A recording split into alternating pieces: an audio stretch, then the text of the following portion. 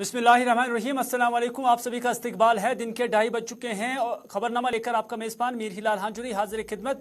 और खबरनामे में सबसे पहले सबसे बड़ी खबर मत्सिल सेक्टर से जो लाइन ऑफ कंट्रोल पर है, जहां पर 2 दरअंदाजों को जाम बैक करने की इत्तला मिल रही है। बड़ी खबर हम आपके साथ शेयर कर रही हैं। कुपवाड़ा जिला के मत्सिल सेक्टर से यह खबर आई है, जहां पर कमकरी हाय हामा इलाके के अंदर दरअंदाजी के वाक़े की खबर मिली है। और इस हाय हामा के इस इलाके के अंदर इस दरअंदाजी के वाक़े में 2 मिलिटेंटों के जाम बहक होने की इत्तला मिल रही है। आपको बता दें कि भारतीय फौज को इस इलाके के अंदर कुछ अफराद की मुश्तबह हरकत यहाँ पर उन्होंने देखी और उसके बाद उन्होंने मोर्चा संभाला और इस दौरान फायरिंग हुई है और इस फायरिंग के नतीजे में 2 मिलिटेंटों के मारे जाने की खबर है। इतना ही नहीं बल्कि मारे गए मिलिटेंटों की जो लाश है वो भी बरामद की जा चुकी है और माना जा रहा है कि उनके कब्जे से हथियार भी बरामद किया जा चुका है। हम जुड़ने की कोशिश करेंगे शमीम के साथ, जो हमें इस खबर के हवाले से मुकम्मल मालूमात पहुंचाएंगे। हालांकि सर्दियां शुरू हुई हैं, आपको बताते चले कि सर्दियों के आने से कबल इस तरह के अटेम्प्ट्स जो है वो देखे गए हैं और सर्दियों में फिर ये अटेम्प्ट्स रुक जाते हैं, क्योंकि इस इलाके के अंदर बर्फबारी होती है और बर्फ के कारण इस इलाके से दरअंदाजी करना मिलिटेंटों के लिए मुश्किल बन जाता है। लेकिन इस बार मौसमी गर्मा में भी इस तरह के अटेम्प्ट्स हुए हैं और इस इलाके के अंदर भी जो अक्सर व बेशतर सुर्खियों में ही रहता है, यहाँ एक बार फिर से दरअंदाजी की कोशिश हो गई है। आपको बता दें कि मत्सिल सेक्टर का ये इलाका हमेशा सुर्खियों में रहा है, क्योंकि इस सेक्टर में कई बार ये जो दरअंदाजी है इसकी कोशिशें की जा चुकी हैं। कई बार कामयाब भी हुई हैं और कई बार जो ये कोशिशें नाकाम भी बना दी गई हैं। और आज फौज का दावा है कि उन्होंने एक बार फिर से इस कोशिश को नाकाम बना दिया है, जिसके नतीजे में 2 मिलिटेंटों को हलाक किया गया है। शमीम इस वक्त हमारे साथ है, जो हमें अपडेट करेंगे। शमीम, क्या कुछ खबर है? क्या इसकी कभी तस्दीक हो चुकी है कि 2 मिलिटेंट मारे जा चुके हैं? क्या इनकी एफिलिएशन का कुछ पता चला है? फिलहाल मैं आपको बता दूं कि सरहदी जिले कुपवाड़ा के हायहमा कुमनार इलाके में जो है कल रात से ही जो है फौज ने पूरे इलाके को मुहासे में लिया था। हालांकि ये मच्चिल के एक सेक्टर में पड़ता है, मच्चिल के एक शहर में पड़ता है, यानी कि मच्चिल सेक्टर में ही पड़ता है ये कुमकड़ी। और वहां पर जो है कल रात से ही जो है फौज ने अब इस इलाके को घेरे में लिया था। फौज और पुलिस ने इस इलाके को घेरे में लिया था, क्योंकि उनको ऑलरेडी जो है उनको इतलात मौसूल हुई थी कि इन्फिल्ट्रेशन होने वाली है। तो इसमें जो है इस इन्फिल्ट्रेशन के दौरान जो है 2 मिलिटेंटों को आज सुबह जो है मार गिराया गया है। इस इलाके को जो है पूरे इलाके को मुहासे में लिया गया है। हालांकि अभी भी जो है इस इलाके को जो है ऑपरेशन अभी भी जारी है, इस तरह की कार्रवाई जो है वो जारी है। लेकिन 2 मिलिटेंट जो है इस ऑपरेशन के दौरान जो है मारे गए हैं। इनके कब्जे से जो है काफी गोला बारूद जो है वो भी बरामद किया गया है, जो जराये से हमें मालूम हुआ है। लेकिन अभी भी जो है इस इलाके को मुहासे में लिया गया है और बारी नफरी जो है दोबारा से वहां पर जो है वो भेजी गई है। इस पूरे इलाके को जो है कार्डनाफ किया गया है। सर्च ऑपरेशन जो है अभी भी जारी है। जी, बहुत बहुत शुक्रिया शमीम जानकारी देने के लिए। इस एनकाउंटर के हवाले से या इस दरअंदाजी की इस कोशिश को नाकाम बनाया गया है, ये फौज का दावा है। और जैसे कि मैंने पहले ही बताया कि काफ़ी सुर्खियों में ये इलाका हमेशा रहा है दरअंदाजी को लेकर। या जब से सीज़ फायर हुआ है तब से, उससे पहले यहाँ पर सीज़ फायर की वायलेशन की भी खबरें आती थी, लेकिन जब से सीज़ फायर हुआ है तब से उन खबरों में अगर जो फ़र्क आ गई है, लेकिन दरअंदाजी की कोशिशें अभी भी रुकने का नाम नहीं ले रही हैं।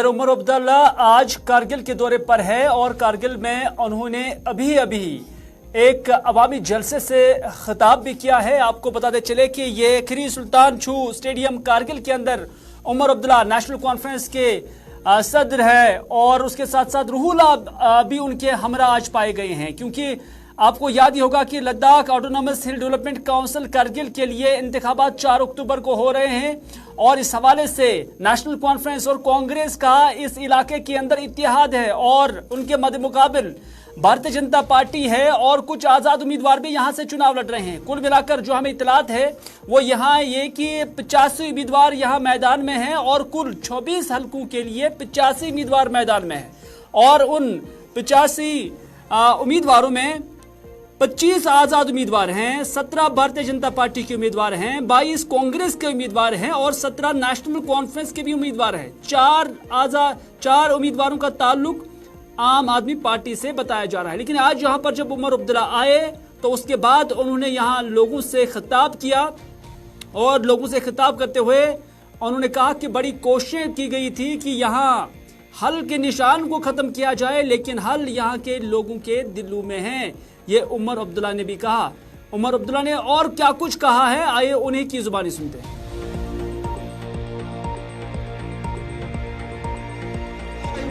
यहाँ रात चलाते और चले जाते हैं। से मोबाइल इंगेज मैं करा दूंगा, भरोसा रखिए।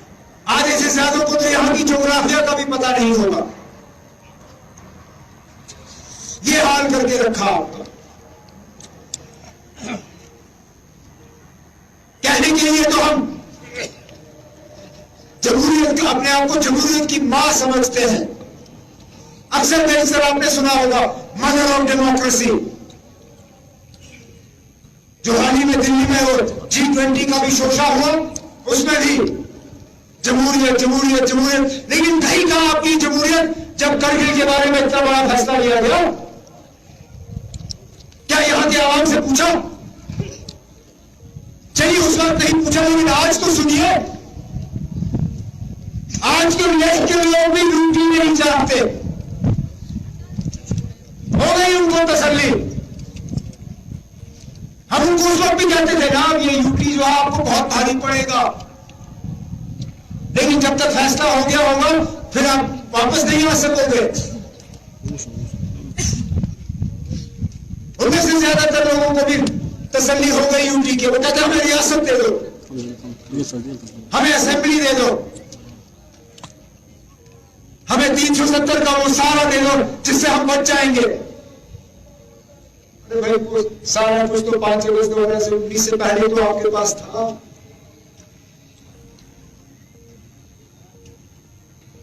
लेकिन आपको देते देते यहां का बेड़ा गर्क किया।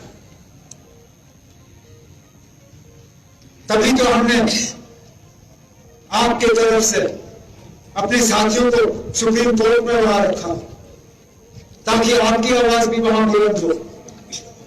वहां जब जज हजरात सुने तो आपकी बात भी सुने। जब फैसला हो तो उसमें करगिल के लोगों के जज्बात की भी कदर होनी चाहिए। और हमने लड़ा, जितना हम लड़ सकते थे हमने लड़ा। बेहतरीन से बेहतरीन वकील किए हमने सुप्रीम कोर्ट में अपना केस जो है लड़ने के लिए। जितना हमसे हो सका हमने किया। अब बस फैसले का इंतजार है और तब तक हम रोज दुआएं करते हैं कि अल्लाह ताला हमें। चले उमर अब्दुल्ला की ये स्पीच जिसमें उन्होंने कहा कि अब लेह के लोग भी ये कहते हैं कि हमें वापस स्टेट दिया जाए, क्योंकि इससे पहले वही लोग यूटी मांगते थे। लेकिन अब उन्होंने देखा कि स्पेशल स्टेटस हटने के बाद लेह के लोग किस डगर पे खड़े, और यही वजह है कि अब लेह के लोग भी आज यही कह रहे हैं कि हमें अपने हुकूक वापस दिए जाएं। उमर अब्दुल्ला यहीं पर नहीं रुके, बल्कि इससे पहले उन्होंने कुछ मीडिया नुमाइंदों के सवालों का जवाब भी दिया है। उनसे कुछ सवालात भी पूछे गए। उन्होंने कहा कि बीजेपी के एमपी ने कहा था कि हम नेशनल कॉन्फ्रेंस को लद्दाख के अंदर और कारगिल के अंदर जड़ से उखाड़ देंगे, लेकिन नेशनल कॉन्फ्रेंस के हल का निशान लद्दाख के लोगों के दिल में है। उन्होंने कहा कि कारगिल हमेशा छोटा कश्मीर था और छोटा कश्मीर रहेगा। उमर अब्दुल्ला ने क्या कुछ कहा, उन्हीं की जुबानी सुनते हैं।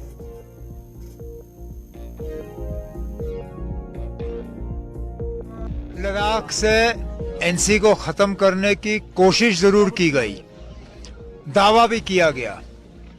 यहां तक कि जो आपका तो कम ही, लेकिन लद्दाख का जो मेंबर पार्लियामेंट है उसने शायद ये तक कहा कि हमने हमेशा के लिए नेशनल कॉन्फ्रेंस का ये हल वाला निशान जो है इसको लद्दाख की सरजमीन से उखाड़ दिया है। इतनी जल्दी और इतनी आसानी से ये निशान जो है यहाँ से जाने वाला नहीं है। उस एमपी को शायद लोग भूल जाएंगे, लेकिन ये निशान जो है यहीं पे होगा, क्योंकि ये निशान जो है यहाँ के लोगों के दिल में बसी हुई है। जहाँ तक आपने द्रास को छोटे कश्मीर के तरह कहा, आपने ये कहा कि इसको जाना जाता था। मैं कहता हूँ आज भी इसको छोटे कश्मीर के नाम से जाना जाता है और जाना जाता रहेगा। जम्मू कश्मीर की एक अदालत ने पीडीपी के यूथ लीडर वहीदुर रहमान पर्रा को अपने वालिद जो बीमार है उसके इलाज और मुआवजे के लिए यूटी छोड़ने की इजाज़त नहीं दी थी। हालांकि आपको याद होगा कि जम्मू कश्मीर सरकार की जानब से उन्हें स्टेट छोड़ने पर पाबंदी आयद है, क्योंकि उन पर जो एक मामला दर्ज है जिसमें उन्हें मिलिटेंट्स के साथ वाबस्तगी या लिंक्स होने का केस दर्ज है और इस निस्बत से वो अभी जमानत पर रिहा है।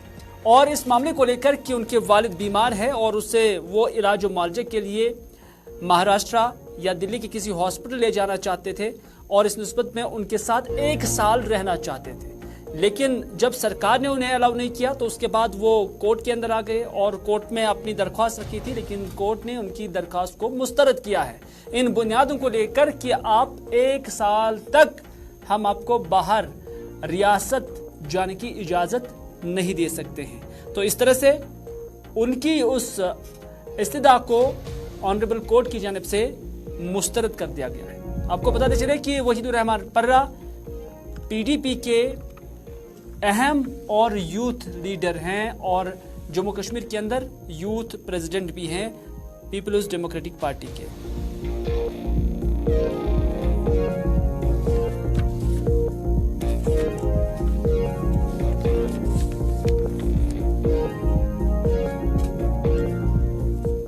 इधर डायरेक्टर स्कूल एजुकेशन की जानिब से आज एक हुक्मनामा जारी किया गया है जिसमें श्रीनगर म्युनिसिपल हदूद के अंदर जो आने वाले इलाके हैं या जो वहां पर प्राइवेट और गवर्नमेंट स्कूल्स हैं वहां पर स्कूल के औकात कार में तब्दीली लाई गई है और इस तब्दीली के तहत अब सुबह 9 बजे स्कूल खुलेंगे और ये दोपहर 3 बजे तक खुले रहेंगे और 3 बजे के बाद इन स्कूलों के अंदर जो बच्चों को दर्स व तदरीस का जो काम होगा वो रहेगा, लेकिन 3 बजे के बाद ये बंद रहेगा।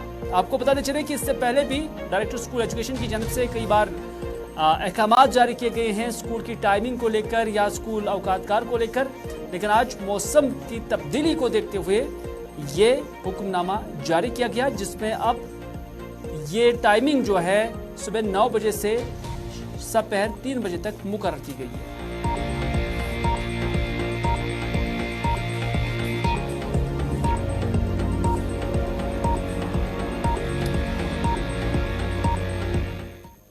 नाज़रीन, जब हम कश्मीर वादी को देखते हैं तो यहाँ की इक्तिसादियात में यहाँ की एप्पल इंडस्ट्री काफ़ी अहमियत की हामिल है। चाहे जम्मू कश्मीर के अंदर जो भी दौर गुजरा हो, लेकिन उस दौर में भी यहाँ की जो एप्पल इंडस्ट्री है या हॉर्टिकल्चर इंडस्ट्री है उसने यहाँ की इक्तिसादियात को किसी डगर पर रखा है, लेकिन अब यही इंडस्ट्री जो है वो मुतासिर हो रही है और इसके साथ जो मुंसलिक लोग हैं, ग्रोवर्स हैं, वो भी मुतासिर हो रहे हैं। दरअसल जब हम जम्मू कश्मीर का कंपैरिजन हिमाचल प्रदेश से करते हैं, जो कि हिमाचल प्रदेश भी इस मुल्क का एक हिस्सा है, ठीक उसी तरह जिस तरह जम्मू कश्मीर है, लेकिन वहां की सरकार जो सी ग्रेड एप्पल है उसके लिए आज की डेट में 10 रुपए फी किलो देती है।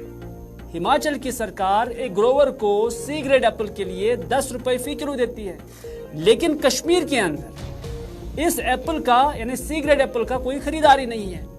तो इस वजह से मुल्क की मंडियों के अंदर जब हम एप्पल के हिसाब से, सेब की मौजूदगी के हिसाब से देखते हैं तो 70% जो प्रोडक्शन है वो कश्मीर वादी से है और यहाँ सेब की इंडस्ट्री में जो इसके साथ लोग मुंसलिक है उनका कहना है कि 30 से 40% इस बार जालाबारी और मौसम की खराबी के साथ साथ गैर मयारी अद्वियात की वजह से जो टोटल प्रोडक्शन है एप्पल की उसका 30 से 40% सी ग्रेड एप्पल है, यानी इस बार बहुत नुकसान इस एप्पल इंडस्ट्री को हुआ है।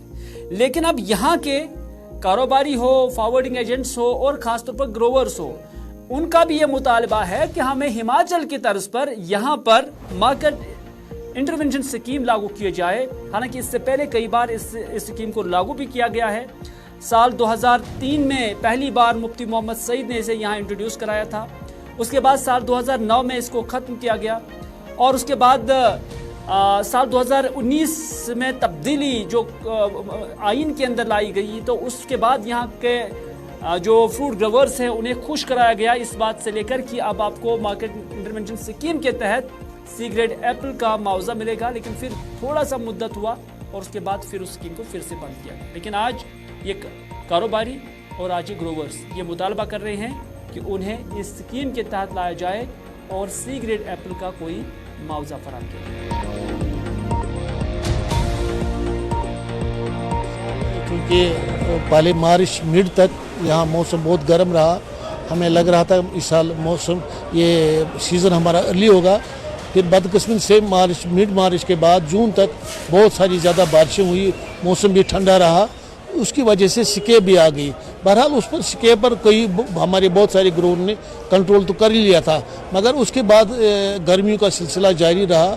जालाबारी बेहद, आज तक इतनी जालाबारी हेल स्टार्म नहीं हुआ था जितना इस साल कश्मीर में हुआ।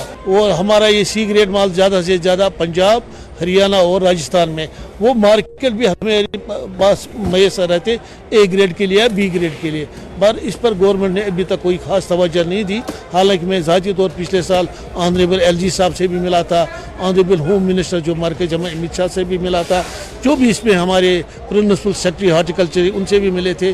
बल्कि पिछले साल यहाँ मरकज़ी एग्रीकल्चर मिनिस्टर आए थे मिस्टर तोमर, उनसे भी मिला था कि MI स्कीम की कश्मीर में बहुत अशद ज़रूरत है, क्योंकि हर साल यहाँ जालाबारी होती है, सिके पर भी कभी कभी होती है, कभी खुशक साली की वजह से हमारे बागात के माल सी ग्रेड बन जाते हैं। तो मगर गवर्नमेंट ने इसकी तरफ अभी तक कोई तवज्जो नहीं दी। ज़रूरत इस बात के, जैसे हिमाचल में वहाँ की गवर्नमेंट वहाँ उनसे सी ग्रेड खरीद कर, हालांकि वो ज़ाया भी करते हैं। हमारे पास हमने इनसे गुजारिश की थी कि हाँ वो कई जूस फैक्ट्री भी है जो कंसनट्रेट भी बनाते हैं, बहुत बड़ा एक फैक्ट्री भी है। इधर government degree college boys Pulwama के अंदर गुलिस्तान न्यूज़ नेटवर्क की जानिब से ड्रग से मुतलिक या ड्रग की अवेयरनेस से मुतलिक एक जानकारी कैंप का आज इनेकाद किया गया था। दरअसल यहाँ पर एक सिंपोजियम और सेमिनार में डिप्टी कमिश्नर पुलवामा और SSP पुलवामा भी मौजूद थे और गुलिस्तान न्यूज़ के सीनियर साथी सईद रूफ फारूकी भी इस तकरीब में आज यहाँ पर मौजूद रहे और उसके साथ साथ गुलिस्तान न्यूज़ से वाबस्ता साउथ कश्मीर की पूरी टीम आज इस ड्रग अवेयरनेस प्रोग्राम के अंदर मौजूद थी। मुद्दा व मकसद यही था कि ड्रग एक जहर है और इस जहर से कैसे इन नन्हे मुन्ने बच्चों को बचाया जाए, आने वाली पौध को बचाया जाए, नौजवानों के अंदर कैसे अवेयरनेस किया जाए और उनके वालिदैन तक ये पैगाम पहुंचा जाए कि अपने बच्चों पर नज़र गुजर रखें और उनके जो आसार अकराम हैं, जो आदात हैं, उन पर नज़र रखें और वालिदैन को जो ज़रूरत है अपने बच्चों के तई होशियार रहने की, उस निस्बत से जानकारी फराहम की गई। कुछ एक्सपर्ट्स भी यहाँ पर थे, लेकिन इस दौरान हल्फ भी लिया गया और बच्चों से भी ये हल्फ लिया गया कि वो ड्रग से दूर रहेंगे, अपने समाज को मजबूत और सेहतमंद रखने में अपना ताउन फराहम करेंगे। पुलवामा के बॉयज़ डिग्री कॉलेज में गुलिस्तान TV चैनल की तरफ से जो नशाखोरी के खिलाफ एक ज़ोरदार मुहिम का आगाज़ किया गया है, बहुत अच्छा लगा। वहाँ ज़िला भर से मुख्तलिफ लोग आए हैं और ख़ासकर सिविल सोसाइटी फोरम पुलवामा जो है हमारे, वैसे उसके एक्टिविस्ट भी यहाँ है और हमारे लड़के लड़कियाँ भी है और ख़ासकर ज़िला एडमिनिस्ट्रेशन डॉक्टर बशारत क़य्यूम साहब, ज़िला तरक्याती कमिश्नर पुलवामा और हमारे SSP चौधरी मोहम्मद यूसुफ साहब भी तशरीफ़ फरमाया है। तो इसलिए आज जो ये नशाखोरी के ख़िलाफ़, इस लानत के ख़िलाफ़, इस नासूर के ख़िलाफ़ जो तहिया किया गया, पूरे ज़िला में एक अभियान चलाया जाएगा और मैं बैसित सरपरस्त आला Jammu Kashmir civil society forum, मैं गुलिस्तान चैनल और इससे वाबस्ता तमाम महलिकारान जिन्होंने आज के इस प्रोग्राम का इनेकाद किया, इंतज़ामात किए, मैं दिल के नेहा खानों से इनको मुबारकबाद देता हूँ और उम्मीद करता हूँ कि पूरे कश्मीर में ऐसे प्रोग्राम मुनक्कद करे और ये वक्त की अहम ज़रूरत है ताकि इस नशाखोरी के खिलाफ एक ज़ोरदार मुहिम। गुलिस्तान न्यूज़ के माध्यम से यहाँ पे जमा हुए थे। It's an event against drug abuse. जो हम भी आपने देखा होगा कि ड्रग्स जो एक मारामारी चल रही है हर जगह पे, उसी के बारे में आज यहाँ पे एक जमा हुए थे, इसके बारे में हम बात कर सकें और इसको कहीं से काबू में ला सकें। सो एक किसी एडमिनिस्ट्रेशन या पुलिस का ही काम नहीं है। We as a civil society we also have a role, pivotal role to play on it. So आज हम इसी बारे में जमा हुए थे कि यहाँ पे जो नाज़रीन, गुलिस्तान न्यूज़ की ये रेगुलर एक कोशिश है, मुतवातिर तौर पर ये कोशिश है कि ड्रग्स के खिलाफ जंग में हम भी अपना ताउन दें, लेकिन इस जंग में सिर्फ हमारे ताउन से कुछ नहीं होगा जब तक ना अवाम का भी ताउन होगा। एडमिनिस्ट्रेशन अपने एंड से इस पर लड़ रही है और आपका भी जो हक है उसमें आपने अपना रोल अदा करना होगा। इससे पहले भी साउथ कश्मीर के अंदर ही हमारी कोशिशें रही हैं जिसमें हमने इसी तरह के जो सिम्पोजियम्स है या सेमिनार्स है या अवेयरनेस कैंप्स है वो हमने किए हैं, और उसके अलावा अपने नशरियात के अंदर भी मुख्तलिफ सेगमेंट्स के ज़रिए गुलिस्तान न्यूज़ की हमेशा यह कोशिश रही है कि इस नौजवान पौध को या आने वाले जो नस्ल है, इन बच्चों को, तालिब इल्मों तक ये अवेयरनेस मुख्तलिफ एक्सपर्ट्स के ज़रिए बहसत एक माध्यम, बहसत एक मीडियम उन तक पहुँचाए और वालिदैन तक भी ख़ास तौर पर यह पैगाम पहुँचाए कि वह अपने बच्चों के तई बहुत होशियार रहें, बहुत मुतहरिक रहे, उन्हें समझाए, उनकी बॉडी लैंग्वेज को समझे, उनके आदात को समझे, और ये कोशिश हम आगे भी जारी व सारी रखेंगे। अगली खबर में बात करते हैं रिलीफ कमिश्नर की। जम्मू कश्मीर के रिलीफ कमिश्नर आज बारामूला के दौरे पर गए हुए थे, जहां उन्होंने पीएम पैकेज के तहत जो एकोमोडेशंस या ट्रांजिट कैंप्स जो बनाए जा रहे हैं उस पर हो रहे तामीराती काम का उन्होंने जायजा लिया।